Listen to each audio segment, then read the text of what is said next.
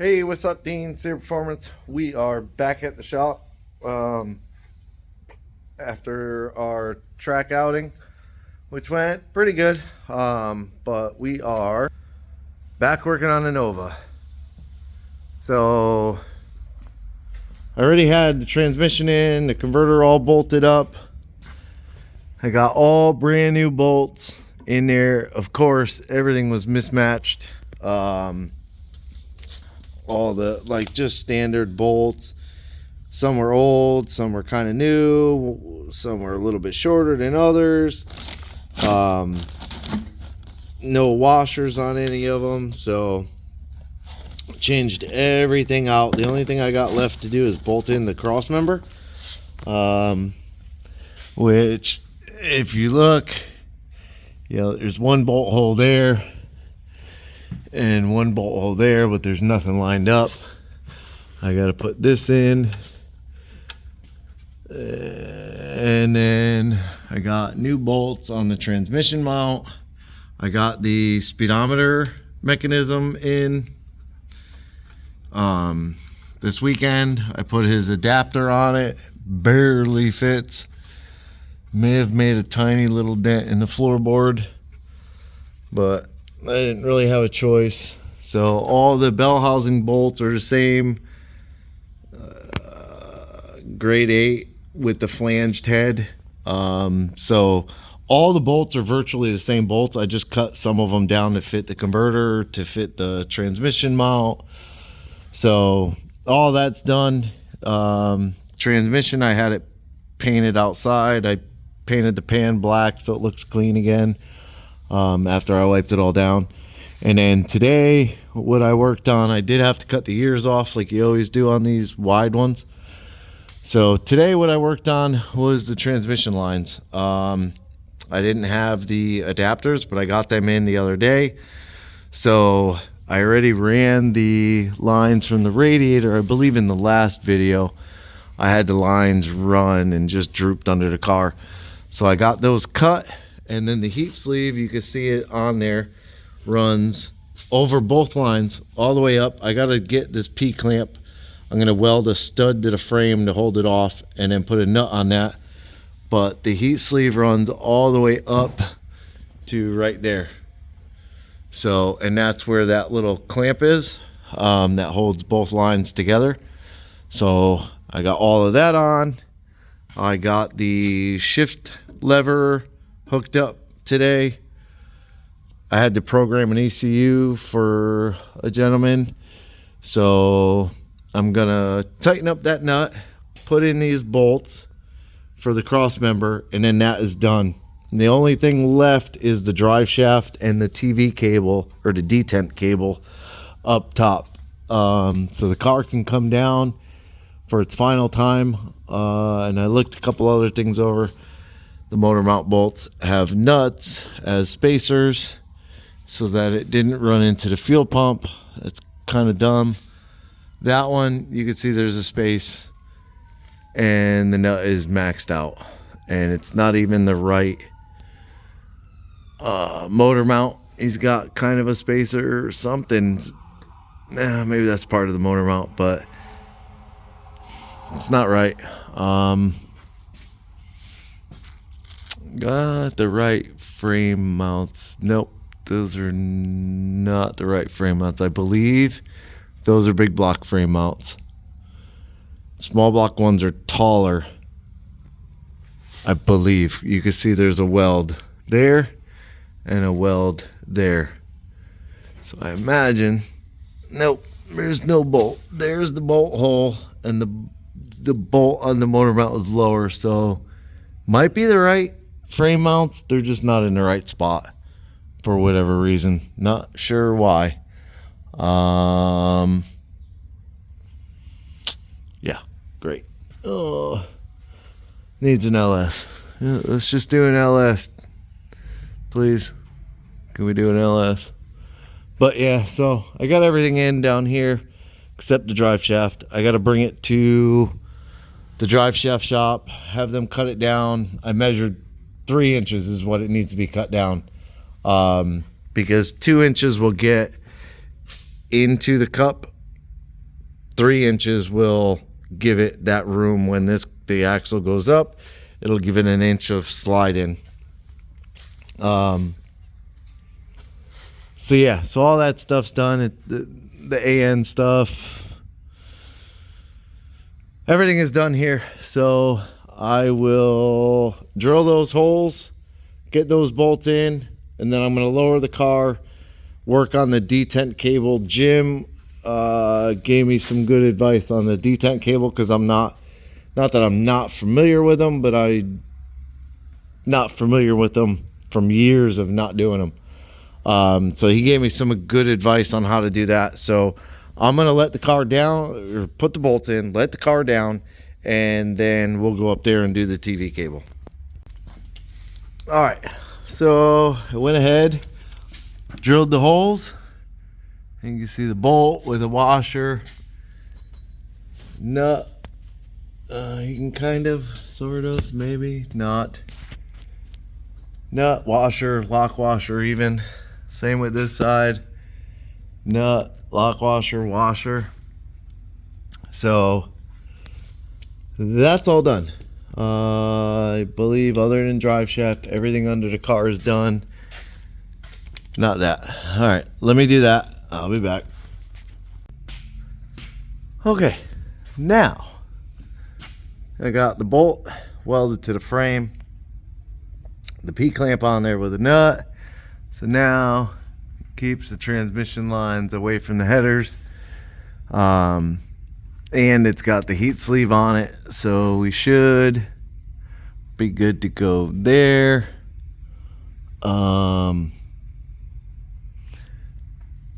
Everything else, everything else under the car is done. So doesn't let me flip it around again. So I'm gonna lower the car down, get all my crap out of the way, lower the car down, and then work on that TV cable.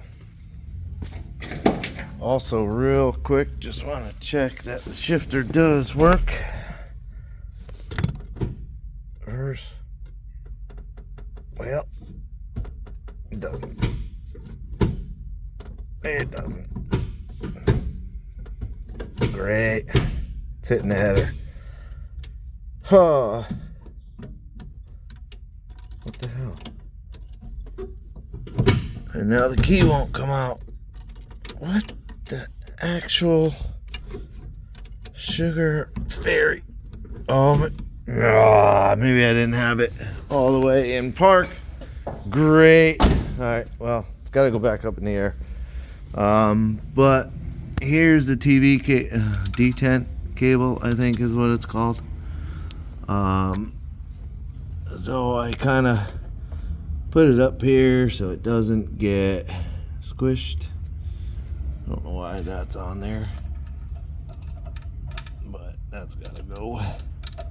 And I think I need to take that bracket off in order for this detent cable to work. We shall see. And I probably want to put it in between spark plug wires. Cool. Let me work on this. Okay. So to fix the shifter, I basically had to take the arm bracket here. You can see where it's mounted over there. It's kind of a square peg pressed over, and then there's a big wad of metal on the other side of it. So I cut down the wad of metal, if that's what you want to call it, and just basically stuck it in the vise and banged off this tab. So I had a big square hole in it, and just moved it out to get the lever into it in alignment. It's over here. I put one little tack, I brought the car down, I checked it. Now the shifter actually goes all the way to position 1, which on this transmission will be second gear, but it'll go all the way down. Prior, it sat on top of the header. You can get it in the drive, but then that was it. You can see how it's been beaten up on the header the whole time. I don't know if you can see. You can't really see up in there, but it was beaten on the header the whole time, basically. Being that it was over here, it would hit and scrape and rub. Now that's good. So now I can let the car down. I did get the detent cable somewhat in. I have to bring the attachment ball piece from the house. I ordered one for the throttle cable. I believe I also ordered it for the detent cable. So I have to open the box that was supposed to go back from the other throttle pedal assembly that didn't get here forever and ever. So I took that bracket off. I also took the return spring from the front. The bracket is gone. I took the return spring from the front and rebent the back end of a spring I had. I'll probably rebend the front a little bit to tighten the spring a little more. That way it kind of keeps the spring out of the way. So I need the little piece. It's a little peg, kind of like this, but it has like a bigger end on it that goes through here and bolts in. This is the 700, this is the 350 transmission. So I got to be back here, and then I'll get this properly adjusted. I had to grind the nub off the top that lines up with that hole, because again, that's the adjuster and the bracket's on the top, so you would never be able to get that in there regardless. So I don't know what's with these kits, but it's snapped in nice and tight, so it won't go nowhere. This is definitely a nicer cable too. This isn't like a standard braided cable. It has sort of a rubber coating over it, almost like a rubber sheath over it, so that's pretty neat. So I got to get this on there, and what Jim had told me is basically wide open throttle,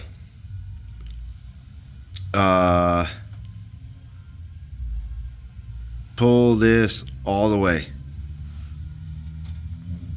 and latch it on. So wherever wide open throttle ends up being, I'll clip this on, I'll slide that down, lock it.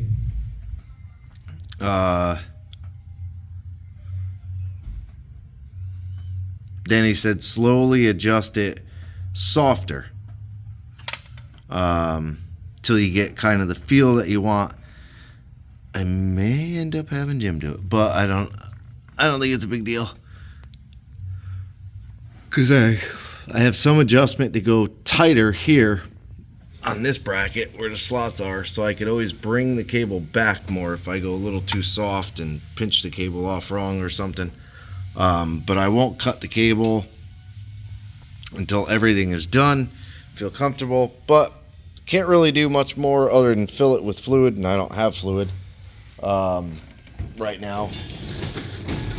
So trying to see, dipstick tube's right there, which I like that dipstick tube. It's nice and low, but still able to get to it. I really do like that. Oh,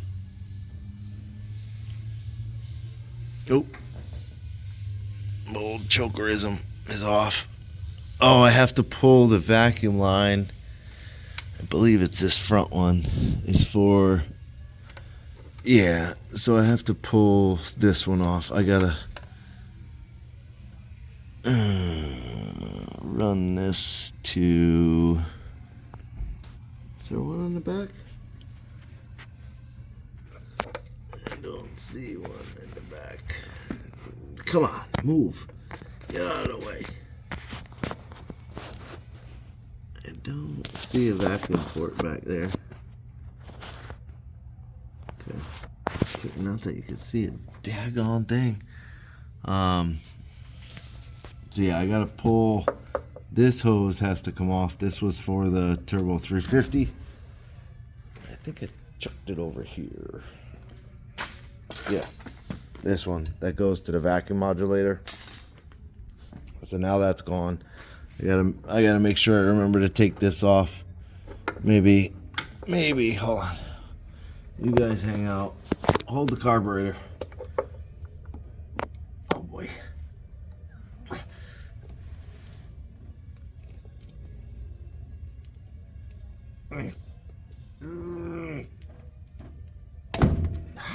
Ow.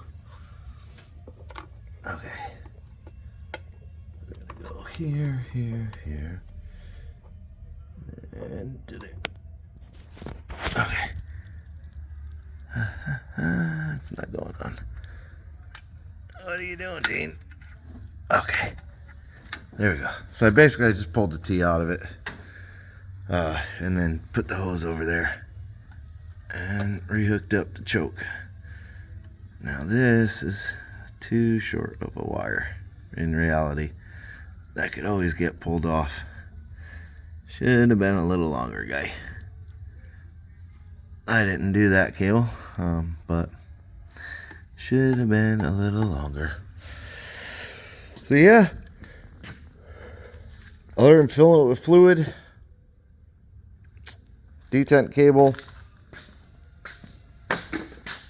it's ready to go, pretty much. So I'm gonna end it off here. Yeah, Jim was supposed to bring the Galaxy. He didn't bring the Galaxy. Not sure what's going on with that, but yeah, we'll have his Galaxy. It has some start issues, some minor issues, but no big deal. We'll get it worked out for him. And then we have the Corvette we're doing the cam swap on. I finally got the camshaft in, so good stuff. Appreciate you watching. Like, subscribe, hit the bell to be notified. Leave me a comment. Have a good day.